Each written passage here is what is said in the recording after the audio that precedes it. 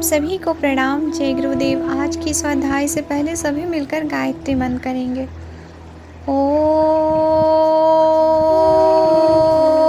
भूर्भुवः स्वः तत्सवितुर्वरेण्यं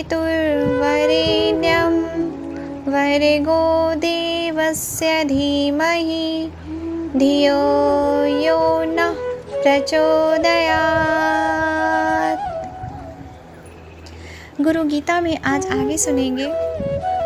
भगवान शिव माता पार्वती से कहते हैं, हे महामती देवी, श्री गुरु के मनन से श्रेष्ठ और कुछ भी नहीं। तुम्हारी साधुता को देखकर ही मैंने यह सत्य तुम्हें बताया है। अखंड वाल्याकार चेतना के रूप में जो इस संपूर्ण चर अचर जगत में व्याप्त है, ब्रह्म तत्व व आत्म तत्व के रूप में यही चेतना उनके श्री चरण की कृपा से दर्शित होती है। उन श्री गुरु को नमन है। वैदिक ऋचाएं एवं उपनिषद की श्रुतियों के सभी महावाक्य रत्न उनके श्री चरणों में विराजित है।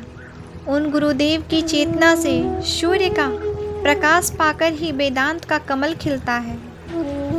ऐसे सद्गुरु को नमन है, जिनके स्मरण करने भर से अपने आप ही ज्ञान उत्पन्न होता है, जो अपने से भी आध्यात्मिक संपदा की प्राप्ति है। उन कृपालु सद्गुरु को नमन है, जो परम चैतन्य, शाश्वत, शांत और आकाश से भी अतीत और माया से परे, नाद बिंदु एवं कला से भी परे हैं। ऐसे सद्गुरु को नमन है। परम आराध्य गुरुदेव इस जड़ चेतन चर अचर संपूर्ण जगत में संव्याप्त है। उन सद्गुरु को मेरा नमन है। ज्ञान शक्ति पर आरूढ़ सभी तत्वों की माला से विभूषित गुरुदेव भोग एवं मोक्ष दोनों ही फल प्रदान करने वाले हैं। उन कृपालु सद्गुरु को नमन है, जो अपने आत्मज्ञान के प्रभाव से शिष्य के अनेकों जन्मों से संचित सभी कर्मों को भस्मसात कर देते हैं। उन कृपालु सद्गुरु को मेरा नमन है, जो श्री गुरुदेव से बढ़कर अन्य कोई तत्व नहीं, श्री गुरुदेव सेवा से बढ़कर और कोई दूसरा तप नहीं, उनसे बढ़कर और कोई ज्ञान नहीं। ऐसे कृपालु गुरुदेव को मेरा नमन है। मेरे स्वामी गुरुदेव ही जगत के स्वामी हैं। मेरे गुरुदेव ही जगत गुरु हैं। मेरे आत्मस्वरूप गुरुदेव समस्त प्राणियों की अंतरात्मा है। ऐसे श्री गुरु को मेरा नमन है। परम पूज्य गुरुदेव की भावमयी मूर्ति ध्यान का मूल्य है। उनके चरण कमल पूजा का मूल्य है। उनके द्वारा कहे गए वाक्य मूल मंत्र हैं। उनकी कृपा ही मोक्ष का मूल्य है। गुरुदेव ही आदि और अनादि है। वही परम देव है। उनसे बढ़कर और कुछ भी नहीं। उन श्री गुरु को मेरा नमन है। सप्त सागर पर्यंत जितने भी तीर्थ हैं, उन सभी के स्नान का फल गुरुदेव के पाद प्रलक्षण के जल बिंदुओं का 1000वां हिस्सा भी नहीं है। यदि भगवान शिव स्वयं रूठ जाएं तो श्री गुरु की कृपा से रक्षा हो जाती है, लेकिन यदि गुरु रूठ जाएं तो कोई भी रक्षा करने में सामर्थ्य नहीं। इसलिए सभी प्रकार से कृपालु सद्गुरु की चरण में जाना चाहिए। ब्रह्मा विष्णु एवं शिव स्वरूप यह जगत है, वह गुरुदेव का ही स्वरूप है। गुरुदेव से अधिक और कुछ भी नहीं है। इसलिए सब तरह से गुरुवर की अर्चना करनी चाहिए। गुरुदेव की भक्ति से ज्ञान विज्ञान सहित सब कुछ अपने आप मिल जाता है। उन सद्गुरु से श्रेष्ठ और कुछ भी नहीं है। इसलिए उन्हीं के बताए मार्ग का ध्यान करना चाहिए, जिनसे श्रेष्ठ और कुछ भी नहीं है। श्रुतियों में इन्हीं की पराचेतना को नियति नियति कहकर निरूपित किया गया है। इसलिए मन और वाणी से इन्हीं सद्गुरु की आराधना नित्य करते रहना चाहिए। ब्रह्मा विष्णु और सदाशिव गुरु कृपा के प्रभाव से ही समर्थ हैं। इसलिए गुरु सेवा को ही अपना कर्तव्य मानना चाहिए। हालांकि गुरु सेवा की ठीक ठीक विधि कोई भी नहीं जानता, फिर भले ही वह देव, किन्नर, गंधर्व, पितृ, यक्ष, चारण अथवा श्रेष्ठ मुनि ही क्यों न हो। तप और विद्या को सब कुछ समझने वाले अहंकारी जन जिस संसार चक्र में बारंबार भटकते रहते हैं, जैसे कि घट यंत्र के चक्र में घट घूमता रहता है, देव हो या गंधर्व, पितृ, यक्ष, किन्नर, सिद्ध अथवा ऋषि कोई भी हो, गुरु सेवा से विमुख होने पर उन्हें कदापि मोक्ष नहीं मिल सकता। गुरु गीता में आगे सुनेंगे, भगवान भोलेनाथ कहते हैं, हे महादेवी सुनो, गुरुदेव का ध्यान सभी तरह के आनंद का प्रदाता है। यह सभी सुखों को देने वाला है। यह सांसारिक सुख भोगों को देने के साथ साथ मोक्ष भी देता है। सच्चे शिष्य को इस सत्य के लिए संकल्पित रहना चाहिए कि मैं गुरुदेव का स्मरण करूँगा, गुरुदेव की स्तुति कथा कहूँगा, पर ब्रह्म की चेतना का साकार रूप ही गुरुदेव की वाणी है। मन और कर्म से सेवा आराधना करूँगा। श्री गुरुदेव ब्रह्मानंद का परम सुख देने वाली साकार मूर्ति है। वे द्वंद्वातीत चिदाकाश है। तत्वमसि आदि श्रुति वाक्यों का लक्ष्य वही है। वे प्रभु एक नित्य, विमल, अचल एवं सभी कर्मों के साक्षी रूप है।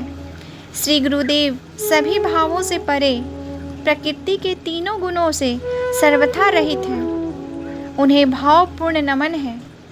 श्री गुरुदेव नित्य, शुद्ध, निराभास, निराकार एवं माया से परे हैं। वे नित्य बोधमय एवं चिदानंदमय हैं। उन परमात्मा परात्पर ब्रह्म गुरुदेव को नमन है।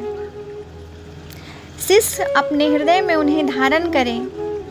अपने हृदय कमल की कर्णिकाओं के बीच स्थित सिंहासन में गुरुदेव की दिव्य मूर्ति विराजमान है। इस दिव्य मूर्ति से शुभ्र चांदी सा प्रकाश विकीर्ण हो रहा है।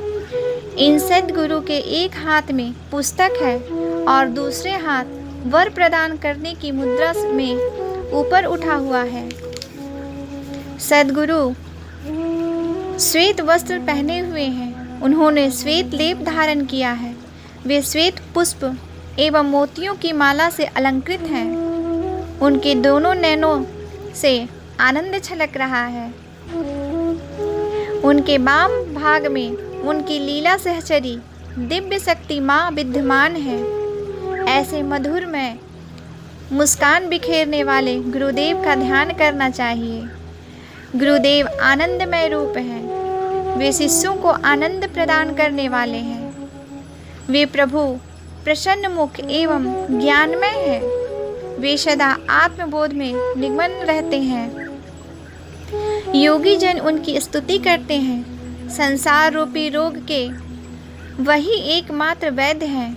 मैं उन गुरुदेव का नित्य नमन करता हूँ, जिनकी चेतना में उत्पत्ति, स्थिति, ध्वंस, निग्रह एवं अनुग्रह ये 5 कार्य सदा होते रहते हैं। उन गुरुदेव को मेरा नमन है। इस भाव से गुरुदेव को नमन करते हुए प्रातःकाल सहस्त्रदल कमल में शांत, वराभय मुद्रा वाले, कृपा करुणा रूपी दोनों नेत्रों वाले, रक्षण पोषण रूपी 2 भुजाओं वाले गुरुदेव का नाम सहित स्मरण करना चाहिए। गुरुदेव से अधिक कुछ नहीं है। गुरुदेव से अधिक कुछ नहीं है। गुरुदेव से अधिक कुछ नहीं है। यह शिव का आदेश है। यह शिव का आदेश है और यह शिव का आदेश है। भगवान शिव कहते हैं, यह गुरु तत्व कल्याणकारी है। यह कल्याणकारी है। यह कल्याणकारी है। यह मेरा आदेश है। यह मेरा आदेश है। इस तरह विधि से गुरुदेव का ध्यान करने से स्वतः ही ज्ञान उत्पन्न होता है। उन कृपालु सद्गुरु की कृपा से मैं मुक्त हूँ, ऐसा चिंतन करना चाहिए। गुरुदेव जो भी राह दिखाएं, उसी राह पर चलते हुए मन की शुद्धि करना कर्तव्य है। शिष्य को चाहिए कि मन व इंद्रियों से भोगे जाने वाले सभी भोगों को और सभी अनित्य पदार्थों को त्याग दें। सभी को आत्मस्वरूप अनुभव कराना ज्ञान है। जिसे ज्ञान हो रहा है और जिसका ज्ञान हो रहा है, ये दोनों ही समान हैं। अर्थात यह संपूर्ण जगत अपनी आत्मा का विस्तार है। ऐसा अनुभव ही मोक्ष कारक है। इसके सिवा अन्य कोई पथ नहीं है। गुरु की जो महिमा मैंने तुम्हें बताई है, उसे जानकर सुनकर भी यदि कोई गुरु निंदा करता है, वह जब तक चंद्र सूर्य है तब तक घोर नरक में पड़ा रहता है। इसलिए जब तक देह है तब तक, यहाँ तक कि कल्पांत तक भी गुरुदेव का स्मरण करते रहना चाहिए। शिष्य को चाहिए कि मुक्त होने पर भी वह गुरु स्मरण का लोप न होने दे। जो शिष्य प्रज्ञावान व विवेकी है, वे कभी भी अपने गुरु के सामने हुंकार पूर्वक बात नहीं करता। इतना ही नहीं, वे गुरु के सामने कभी भी असत्य नहीं बोलता। और जो गुरु के पास तू करके हूँ करके बात करते हैं, वे किसी निर्जन अरण्य प्रदेश में ब्रह्म राक्षस का जीवन जीने के लिए विवश होते हैं। भगवान शिव कहते हैं, हे पार्वती, मुनि, नाग, देवों के श्राप से, काल और मृत्यु के भय से केवल गुरुदेव ही शिष्य का रक्षण करने में समर्थ हैं। लेकिन जो गुरु के श्राप से ग्रस्त है, उसकी रक्षा कोई देवता अथवा मुनि नहीं कर सकते। ऐसे शिष्य शीघ्र ही नष्ट हो जाते हैं, इसमें कोई संशय नहीं है।